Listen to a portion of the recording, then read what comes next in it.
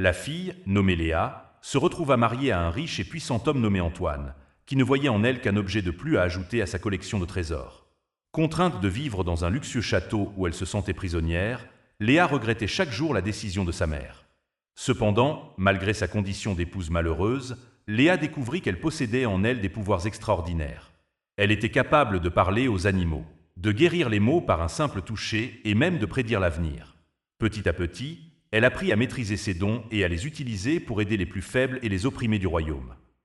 Un jour, alors qu'elle était en train de soigner une vieille femme malade, Léa rencontra un mystérieux mage qui lui révéla la vérité sur ses origines.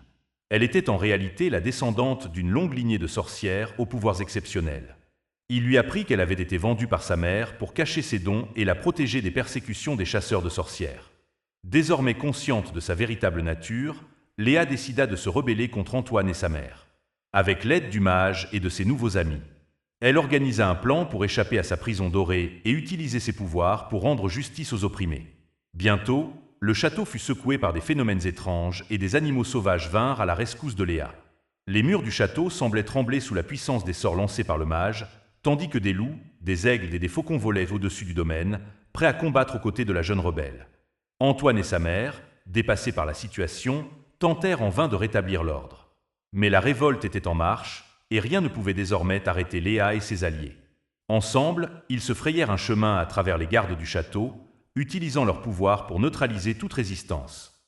Finalement, après une bataille acharnée, Léa parvint à s'échapper du château, libérant au passage les autres prisonniers du tyran Antoine. Avec ses nouveaux amis à ses côtés, elle partit à l'aventure, prête à affronter tous les dangers pour rendre justice aux opprimés et défendre les plus faibles. Et ainsi, la légende de Léa, la rebelle aux pouvoirs extraordinaires, se répandit à travers le royaume, inspirant des générations futures à se dresser contre l'injustice et la tyrannie.